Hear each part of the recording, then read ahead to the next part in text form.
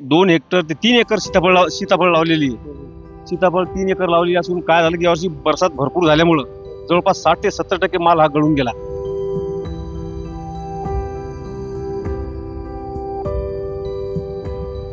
माझं बी या पावसामुळे 60-70% नुकसान झालेलं आहे. आणि आता जो काही माल उरलेला आहे तो विकण्यासाठी जर मार्केटमध्ये जायचं म्हटलं, जे हे खरीददार आहेत, जे घेणारे आहेत, ते 10 ते 15 रुपये भावानं घेत आहेत. वाशिम जिल्ह्यामध्ये जे काही शेतकरी आहेत त्यांनी पारंपरिक पीक सोडून जे काही सोयाबीन, कपाशी, तूर आहे या पिकांवरून शेतकऱ्यांच्या हाती फार काही लागत नाही.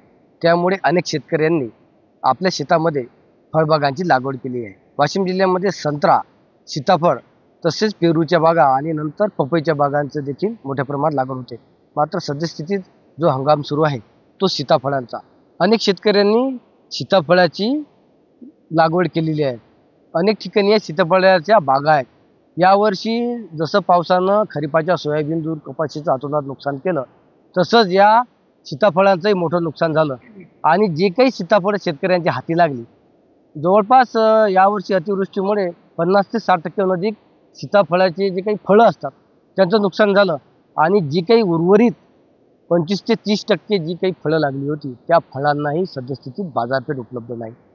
बाजारपेठ नसल्यामुळे जे काही खरेदीदार आहेत, व्यापारी आहेत, या शेतकऱ्यांकडून हे सीताफळ अतिशय अत्यल्प अशा दरात घेत असल्यामुळे शेतकऱ्यांनी या फळबागांवर केलेला खर्चही वसूल होणार नसल्यामुळे शेतकरी मोठे हवालदिल झाले आहेत. माझ्यासमेत सीताफळ उत्पादक शेतकरी, आपण त्यांना विचारूया नेमकं त्यांचं किती नुकसान झालं आणि या सीताफळाला जर चांगला बाजारभाव मिळावा यासाठी काय केलं पाहिजे शासनाने.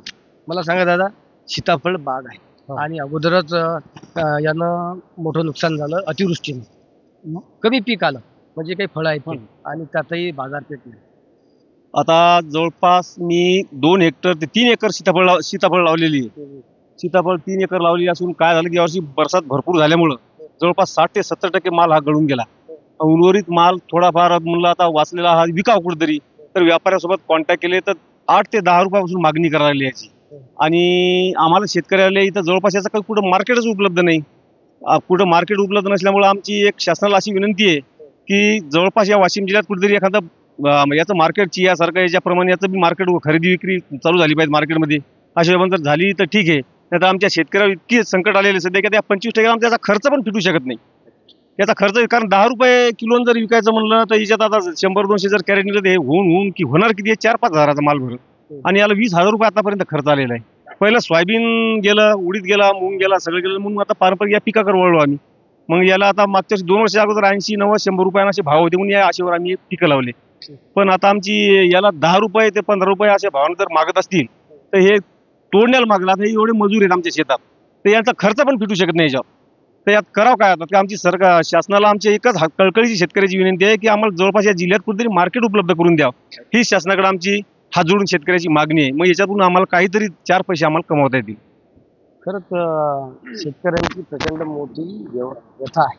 कारण हे पिकवतात मात्र याला बाजारपेठ मिळत नसल्यामुळे त्यांना जो काही बाजारभाव आहे योग्य तो दर मिळत नाही. त्यामुळे त्यांचं प्रचंड असं आर्थिक नुकसान होतं. माझ्यासमोर इतर शेतकरी, मला सांगा दादा किती एकर आहे? 1 एकर मध्ये लावलेला आहे मी. माझं बी या पावसामुळे 60-70% नुकसान झालेलं आहे. आणि आता जो काही माल उरलेला आहे तो विकण्यासाठी जर मार्केटमध्ये जायचं म्हटलं, जे हे खरीददार आहेत, जे घेणारे आहेत, ते 10 ते 15 रुपये भावानं घेत आहेत.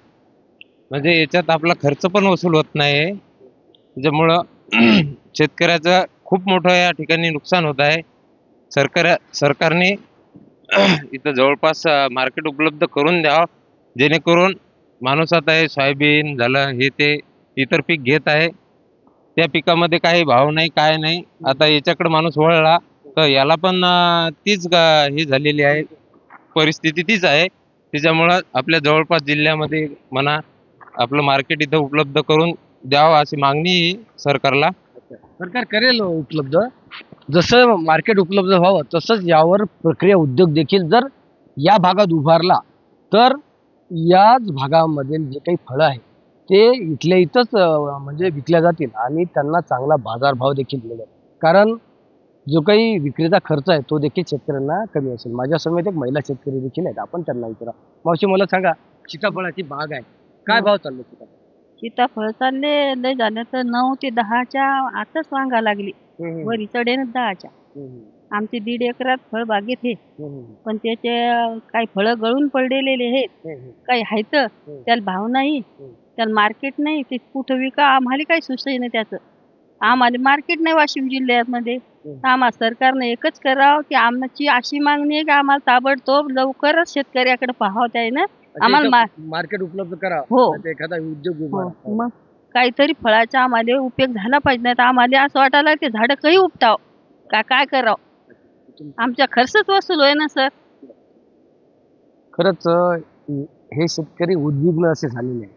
4 ते 5 वर्षामध्ये यांनी मागील या सीताफळाच्या बागा लावल्या, मात्र त्यांना जी अपेक्षा होती की चांगलं उत्पादन होईल, उत्पादन जरी झालं असलं तरी सद्यस्थितीत त्याला बाजारभाव नाही, त्यामुळे शेतकऱ्यांचं मोठं आर्थिक नुकसान होत आहे.